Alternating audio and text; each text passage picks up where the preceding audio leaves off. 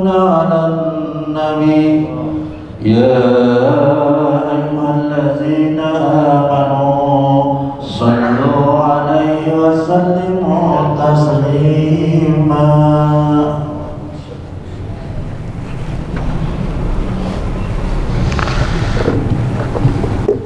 Assalamualaikum warahmatullahi wabarakatuh. Allahu Akbar,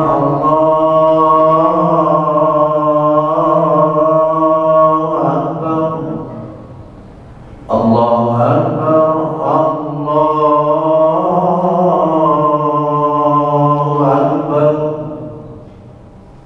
Asyhadu an la ilaha illallah. Asyhadu an la ilaha illallah.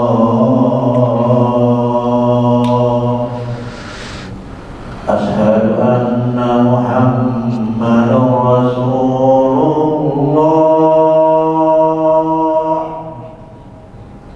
Asyhadu anna Muhammadan Rasulullah.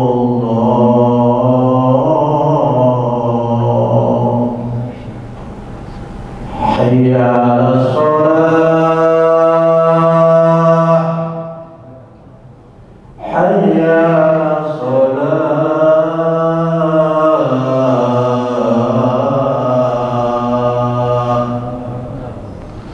hayya 'alal falah, hayya 'alal falah.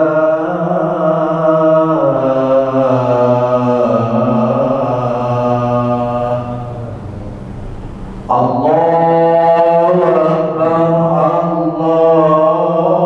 Allahu Akbar. La ilaha illallah.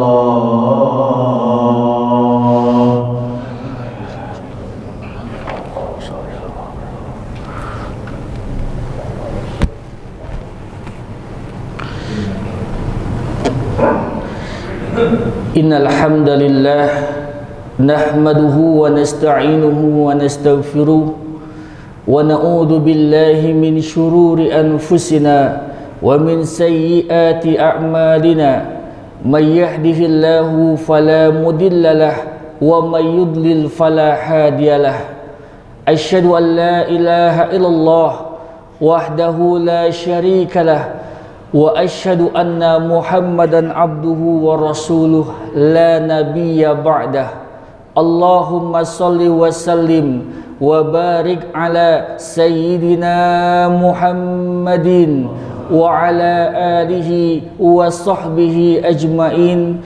Qala Allah ta'ala fil Qur'anil Karim, a'udzu billahi minasyaitonir rajim. Bismillahirrahmanirrahim. Ya ayyuhalladzina amanu taqullaha haqqa tuqatih wa la tamutunna illa wa antum muslimun. Sadaqallahul azim. Amma ba'du. Ma'asyiral muslimin rahimakumullah. Adapun tema khutbah yang ingin khatib sampaikan pada kesempatan siang hari ini adalah tentang menuju akhir yang baik. Ma'asyiral muslimin rahimakumullah.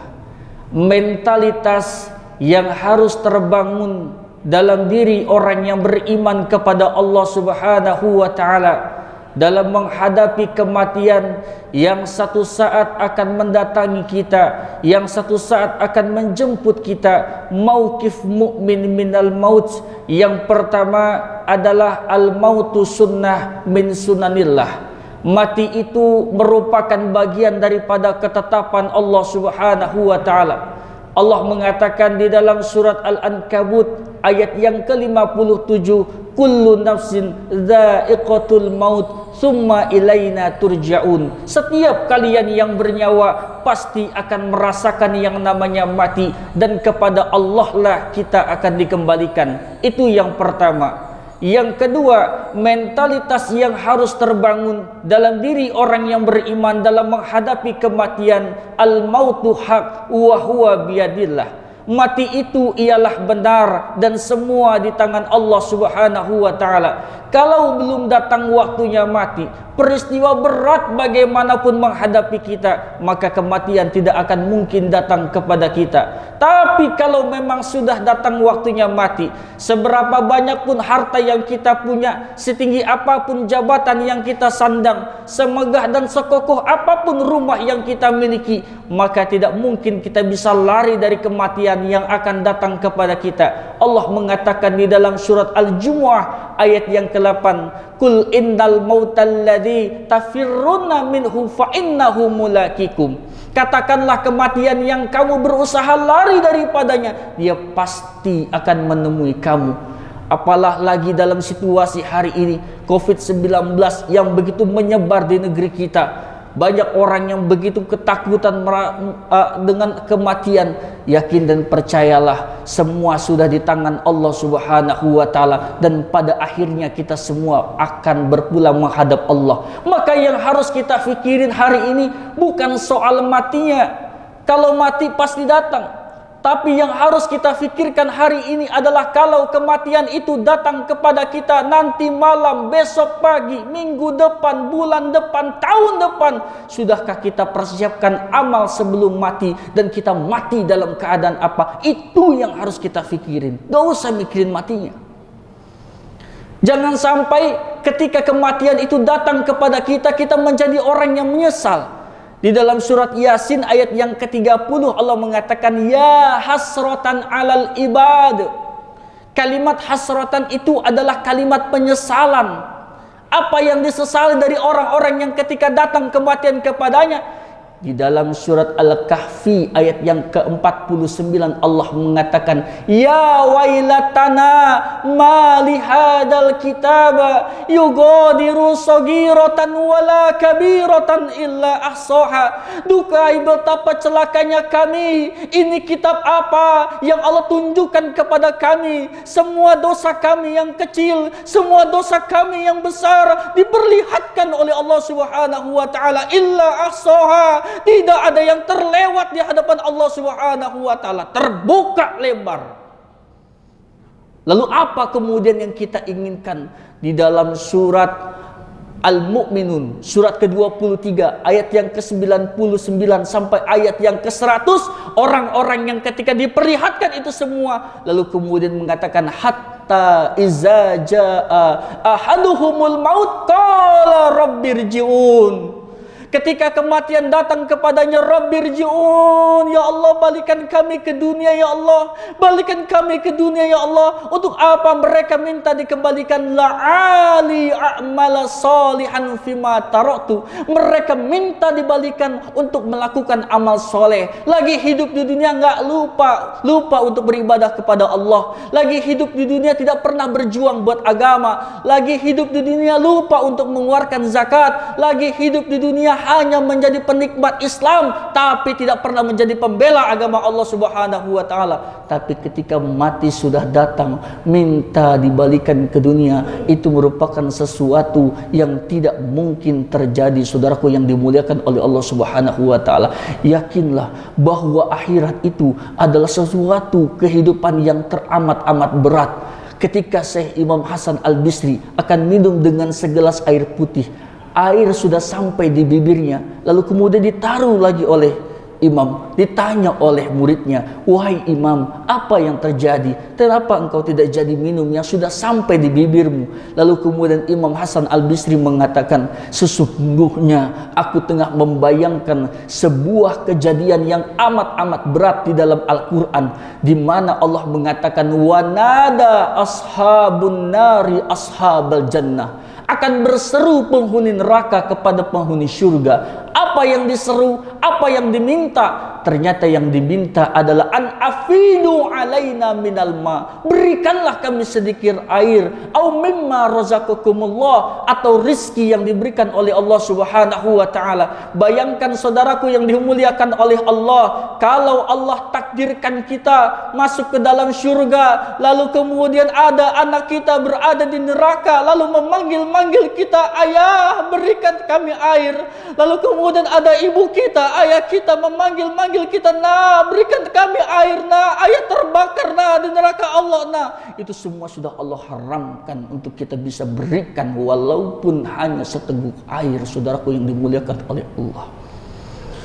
Masyurul muslimin rahimakumullah. Lalu bagaimana dalam khutbah yang singkat ini cara kita menyongsong husnul khotimah, menuju akhir yang baik? Yang pertama, menjaga iman dengan istiqomah.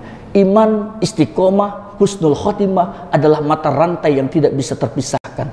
Orang tidak mungkin bisa husnul khotimah kalau dia tidak punya iman. Orang punya iman tapi tidak dijaga dengan istiqomah, mana mungkin dia bisa berakhir husnul khotimah. Maka iman yang hari ini kita punya, dalam situasi hari ini betul-betul kita perbaiki ibadah kita, betul-betul kita tingkatkan ibadah kita kepada Allah, maka insya Allah mudah-mudahan dengan iman yang kita jaga ini kita semua berakhir dalam keadaan baik. Yang kedua adalah berdoa selalu kepada Allah Subhanahu wa taala. Jangan kita ini mintanya cuma urusan dunia saja. Apa nggak boleh? Boleh. Tapi orang yang minta dunia cuma dikasih dunia. Surat Al-Baqarah dikatakan, Rabbana atina fid dunya wa ma lahu fil akhirati min khalaq. Ya Allah, berikan kami dunia, berikan kami mobil, berikan kami rumah, berikan kami pangkat, berikan kami jabatan, tapi wa fil akhirati min khalaq. Di akhirat dia nggak dapat apa-apa. Maka mintanya yang utuh. Rabbana atina fid dunya hasanah. Ya Allah, berikan kami dunia yang baik. Wa fil akhirati hasanah, berikan kami juga akhirat yang baik. Wa qina adzabannar, dan minta kepada Allah dihindarkan dari perkara yang besar, yaitu wa qina adzabannar, dari api nerakanya Allah Subhanahu wa taala. Ujung ayat diperhatikan, ulaika lahum nasibum mimma kasabu. Mereka itulah orang-orang yang mendapatkan nasibun, yang mendapatkan bagian bimma kasabu, dari apa-apa yang mereka usahakan. Orang pengen dapat dunia, maka dia harus berusaha buat dunia. Orang pengen bahagia akhirat, maka dia harus berusaha buat akhirat. Maka insya Allah mudah-mudahan ikhtiar kita hari ini semuanya, kita semua berpulang menghadap Allah dalam keadaan akhir yang baik. Barakallahu li wa lakum fil Qur'anil Karim, wa nafa'ni wa iyyakum bima fihi minal ayati wa zikril hakim, wa taqabbala minni wa minkum tilawatahu innahu huwas samiul alim, fastaghfiruhu innahu huwal ghafurur rahim. Allahumma salli wa sallim ala sayyidina Muhammad. Allahumma salli wa sallim ala sayyidina Muhammad. Allahumma salli wa sallim ala sayyidina Muhammad wa ala ali sayyidina Muhammad. Alhamdulillahilladzi arsala rasulahu bil huda wa dinil haqq liyuzhirahu 'ala dini kullih wa kafa billahi syahida. Asyhadu an la ilaha illallah wahdahu la syarikalah wa asyhadu anna Muhammadan abduhu wa rasuluh la nabiyya ba'dah. Allahumma salli wa sallim wa barik ala sayyidina Muhammadin wa ala alihi wa sahbihi ajma'in. Fa ya ibadallah, usikum wa iyaya bitaqwallah, faqad fazal muttaqun. Qala Allah Ta'ala fil Qur'anil Karim, a'udzu billahi minasyaitonir rajim, bismillahirrahmanirrahim. Ya ayyuhalladzina amanu taqullaha haqqa tuqatih wa la tamutunna illa wa antum muslimun. Innallaha wa malaikatahu yusalluna 'alan nabi.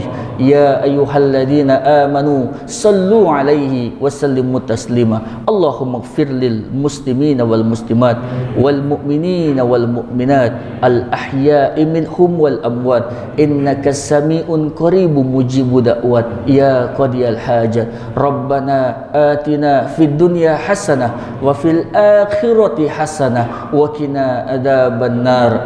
Walhamdulillahi rabbil alamin. Ibadallah, Innallaha ya'izukum bil adli wal ihsan wa ita'izil qurba anil fahsya wal munkari wal baghi ya'izukum la'allakum tadhakkarun wa la zikrullahi akbar. Aqimus shalah. Allahu akbar, Allahu akbar, asyhadu an la ilaha